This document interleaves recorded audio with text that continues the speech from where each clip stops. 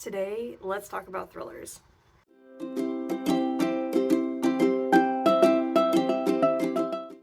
Hi, hello, welcome back to my channel. My name is Alex, and today we're talking about my favorite thrillers from 2024. So, it's gonna be my 5-star thrillers from 24, and then I had some honorable mentions because there were just a few that I felt like were not 5-star books, but they deserve a lot of hype, okay, because they were really, really well done. Before we get into it, make sure you hit all the buttons down below so you know when I'm posting. I post every week, and all I do on this channel is talk about books. If you like listening to people talk about books, here I am every week doing just that for you. So today is exciting because today I'm announcing the winner of the giveaway. So thank you to everybody who entered. I had a really great time chatting with some of you in the comments. But yeah, so here is the big reveal. Here is the winner of the giveaway. Make sure you comment back on this video and we will get that going for you. So congratulations. Thank you all so much for entering. I had so much fun doing the giveaway this year. Like, I have so much fun doing the giveaway every year. But yeah, it brings me a lot of joy. Today is my 5-star thrillers from 24. There were only 3, which is like super surprising. On both ends of it. Like, I'm surprised there weren't more 5-star reads from 24, but also like I'm so picky about whether a thriller gets 5 stars that I'm surprised there were 3. I'm surprised there were 3 that were 5 stars, because like some years it's like one is a 5-star read, and I kind of have to like dig through and decide, like, am I really just going to talk about one book, or what am I going to do? So it'll be 3 books that got the 5-star rating, and then there are a few, like I said, honorable mentions that I just feel like I have to talk about because I really loved them, but they were not good enough to get the 5-star rating for one reason or another. So yeah, I feel like that's plenty of an intro, so let's not waste more time. Let's get into it. The first book on the list is The Last Flight by Julie Clark. Okay, this book really surprised me because when I read the premise of it, I thought it was going to be pretty cut and dry and that it wasn't going to be a very exciting book. But like, the reviews for it were so good that I was like, I really need to read it just to see what's up, you know? So, premise of the book. We have 2 women that are basically running away from their lives. They've never met each other. They don't know anything about each other. And then all of a sudden, they're in the airport together. Like, they're each catching their own flights and like running away from their own individual lives. They meet in the airport, they exchange tickets, and they get on each other's flights and switch lives, basically. And then as we get further in the book, we realize that one of the flights crashed. As we're following the one whose plane did not crash, we're unfolding the seedy underbelly of this woman who she's never met, her life. So like, they switched lives in the airport basically, and now we're getting to see like what this woman was running away from. When I tell you this book messed with me, it was so, I don't know how to explain it, because even when you're sitting here looking at it, like when I talked to you about the premise just now, it's like, it seems like a fairly simple concept, and like, of course these 2 women were running away from different problems, and so yeah, switching lives with somebody in the airport, you gotta be pretty desperate, okay? You gotta be pretty desperate to do something like that. And then, because like, you don't know what this person has done or who this person is supposed to be, or like in this case, you don't know what this person is running from, that they're willing to like turn over their identity to you, no questions asked. Oh no. But this book ended up being way more interesting than I thought it was going to be. The twists in this book were astounding. I think that the author did an incredible job with this book. I was holding my breath till the last page, okay? There was just so much happening. So many incredible things happening on the page. Like, she pieced it together so perfectly. And let me tell you, if it had come out any other way at the end, I would have been really disappointed, because I absolutely loved the way, I loved the underlying message that went with this book as well. And if you've read this book, I think you know what I mean, but like, the underlying message of this book really just sealed it all for me. It really did, because it was like, you know what? No, this will not be tolerated any longer. Absolutely not. And I just love how Julie Clark ended up putting the ending together for this book. And I don't know. I just really think she nailed it. Okay. Was this super duper thrilling? No. Was it insanely interesting with lots of twists? Yes. This is, I will always remember this book. And I do catch myself thinking about this book every now and then because I always go back to that thing of, would you trust somebody to switch their identity with you? If you were so desperate to get away from the situation that you were in, would you trust a stranger to switch identities with you? I don't know. The whole premise, the whole situation of the book was interesting to me. Anyway, this is a 5-star for sure. The next book on my list is A History of Wild Places by Shea Ernshaw. Y'all, this book blew me away, okay? I knew when I picked up this book that it would, like, the vibes from the premise were like cult, right? And then when I picked it up, this book did not disappoint me at all. Like, I could not put this thing down because I was trying to piece it together the whole time. I couldn't look away from this book, okay? So, like, basically, we're having like 2 different stories on the page. One story is this group of people that live in the woods in a very cultish type society.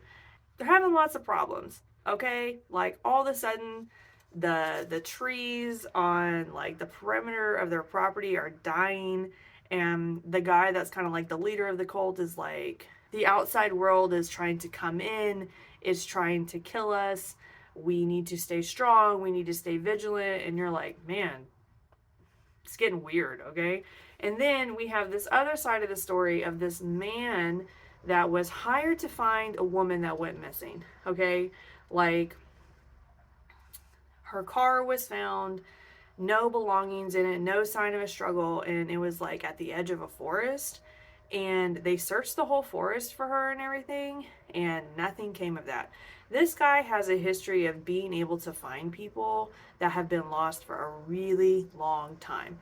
Okay, so he gets called in by this family after this woman's been missing for like years, and they're like, we just want to know, like, if you can find her, if you can find any evidence of anything happening to her, basically, because they've been through the whole thing with the police and everything, and nobody can find her. She's been missing for a really long time. So we're also getting his story of trying to find this woman that is a lost person years after she's been lost.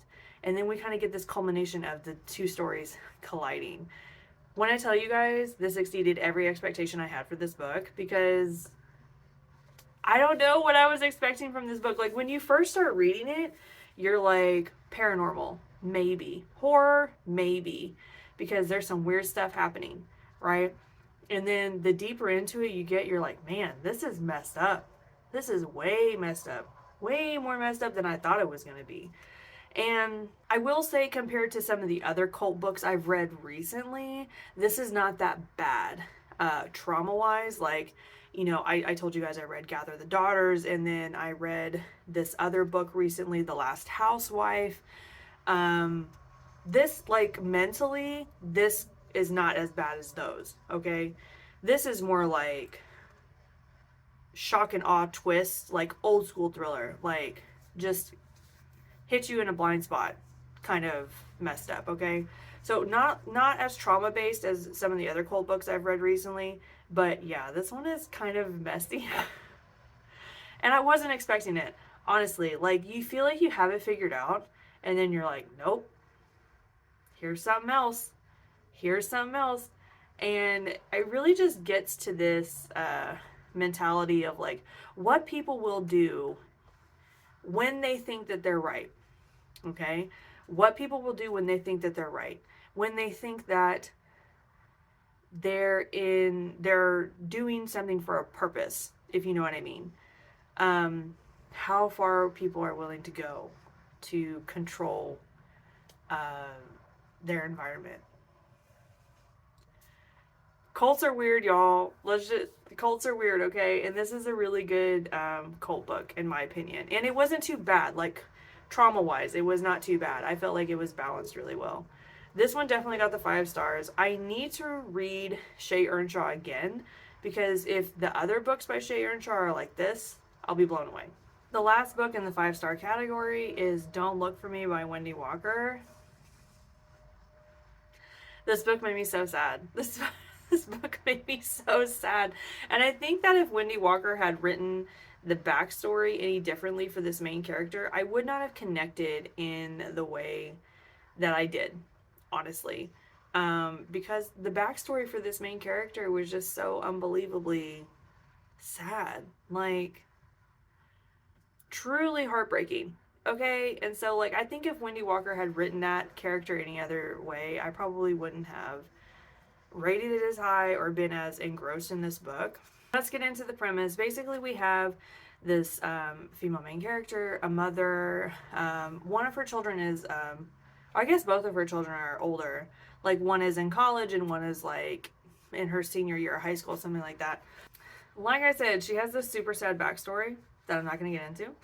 And she decides to go to her son's sports game, something, at his college, which she's known to do. And on her way home, she gets stuck in sort of a precarious situation. Like, her car dies, but there's also like this huge storm that's moving through, so like it's not safe for her to like stay with her vehicle or anything like that. And she immediately is like, I need to get out of my car and I need to go find somewhere to be so that I'm more safe from this oncoming storm that's coming.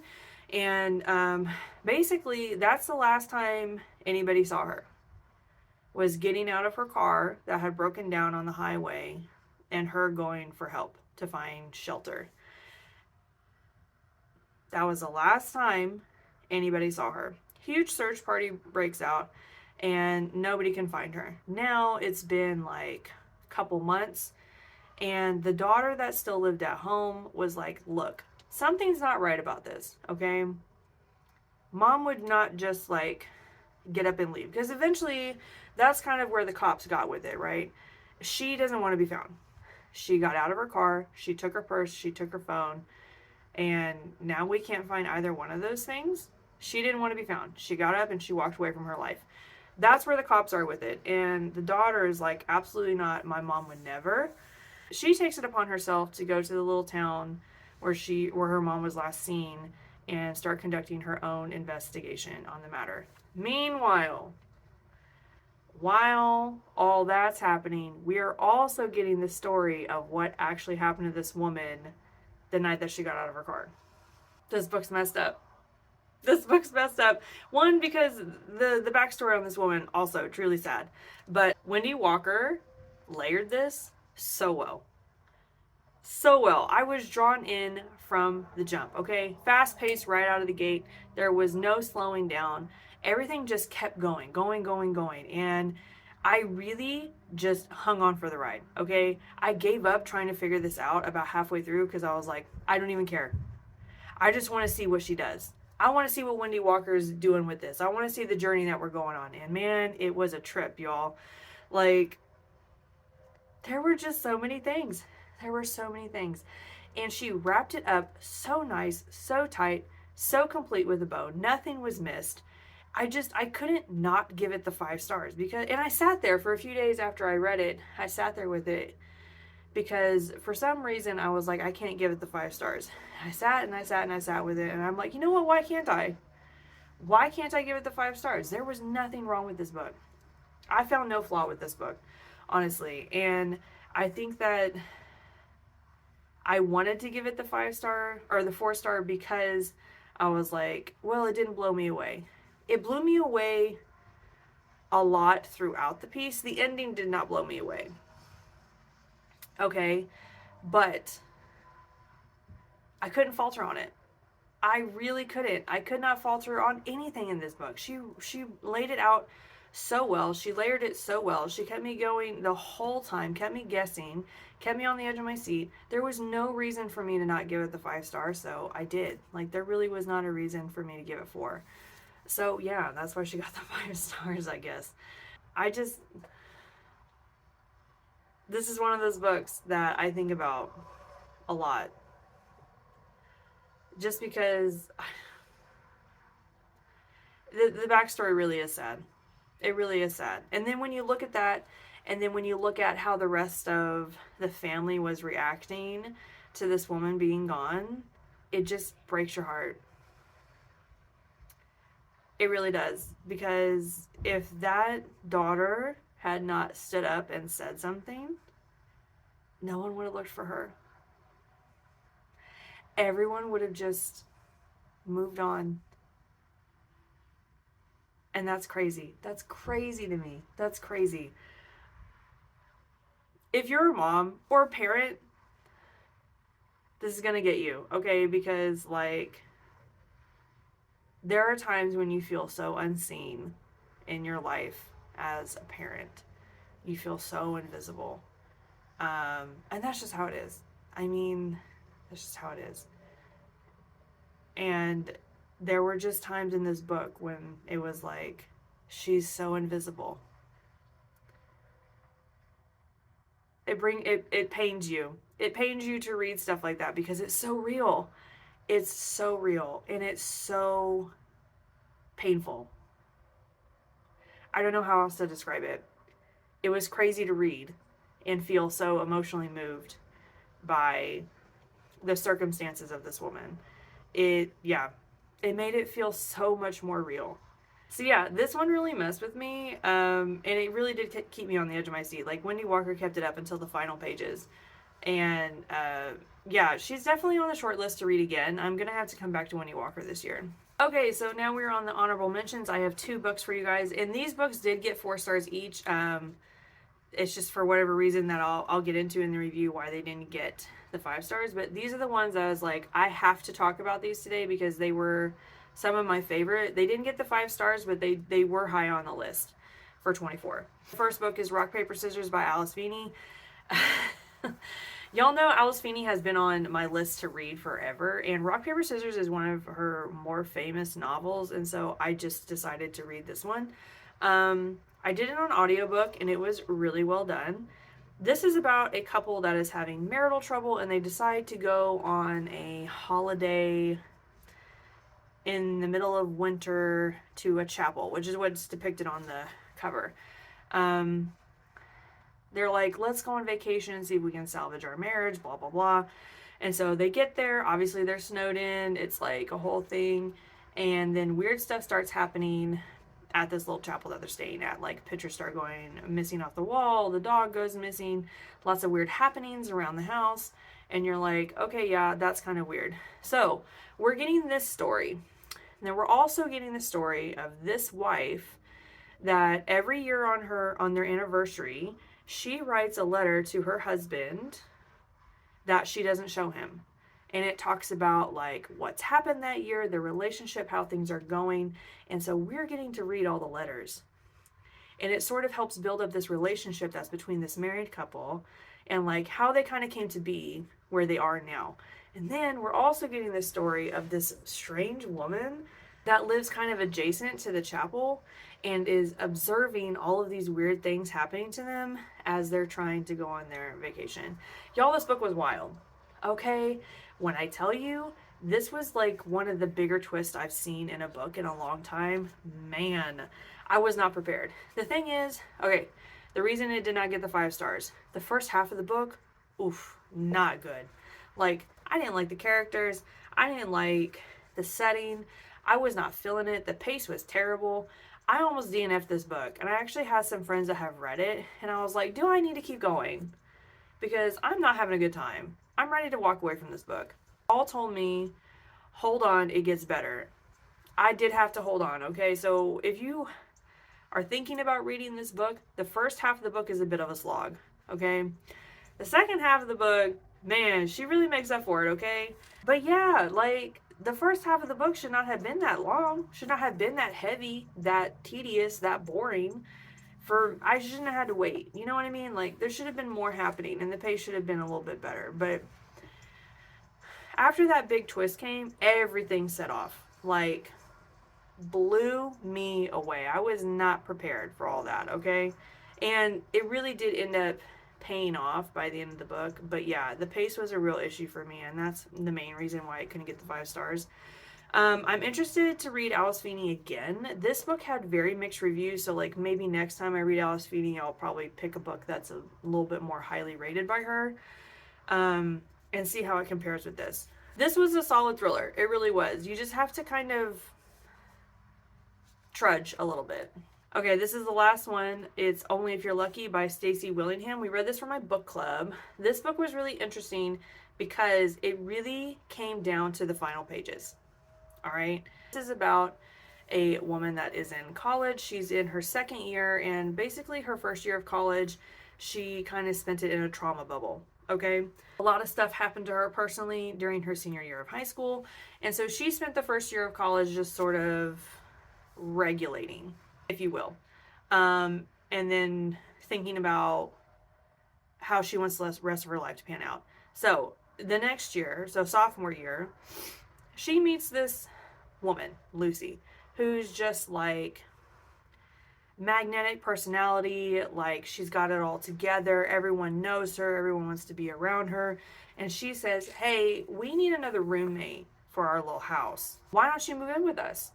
And the main character, I think her name is Margot, she decides, you know what, this is a perfect opportunity for me to reinvent myself. I'm gonna be different. I am going to create the life I want and live it, because I can't live in my little trauma bubble anymore. So she goes and lives in this house with Lucy and their other two roommates, and their house happens to be pretty much attached to the frat house next door. Okay, and so in the midst of Margot settling in, getting along with Lucy, reinventing herself, whatever, she finds out that a boy from her past that like knows her directly from the events that happened to her when she was a senior is pledging the fraternity next door. This obviously throws like a huge kink in Margot's plans to like distance herself from all the bad things that happened to her senior year and start over.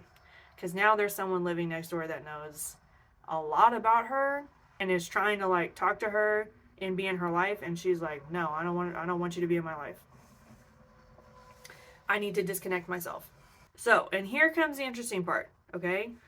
That boy that was pledging the fraternity, that knows Margot from high school, ends up dead. And Lucy, the girl that everybody wants to know and everybody wants to be, is suddenly missing. And we are left to piece together the night that whatever happened, and figure out how this boy died and where Lucy ended up. This book exceeded a lot of my expectations, okay? And we had a ton to talk about when we did this for my book club, and everybody seemed to really like this book. Now, the reason it could not get 5 stars from me, the pace, it was okay. Stacy Willingham kind of backloaded the chapters and made it like really easy to like get you on the hook, keep you reading. Then it was like, it felt like it was happening so much, and there were so many red herrings scattered throughout the book that it just felt like a gimmick at some point. Like it felt like she was cliffhanging you on every chapter just to do it. You know what I mean? And I kind of got tired of it about 3/4 of the way through the book, because I felt like she was just doing it to get me to turn the pages, when really the book didn't need to be as long as it was. It felt a little heavy-handed at certain places, and I was like, this is really kind of dragging on. When are we going to get to the point? So pace was an issue for me, and I did end up coming around with the ending, but it did have to sit with me a long time because I was not feeling it.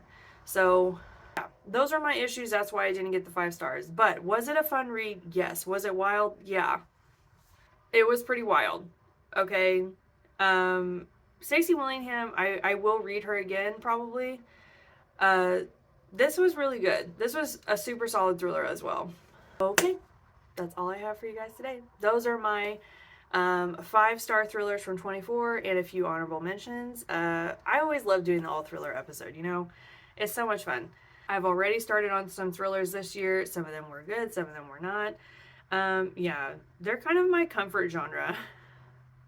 They're like what I turn to when I don't know what to read. Let me know in the comments if you've read any of these books and what you thought of them. Congratulations to the giveaway winner. Next week will be the Maybes episode for May. Oh my gosh. It's already May. It's going to be May soon. But yeah, the year is like going, you know what I mean? Make sure you hit all the buttons down below so you know when I'm posting. I post every week. And yeah, I don't really have anything else for you guys. Leave me some messages in the comments. I always love hearing from you all. And I will see you all next time. Bye.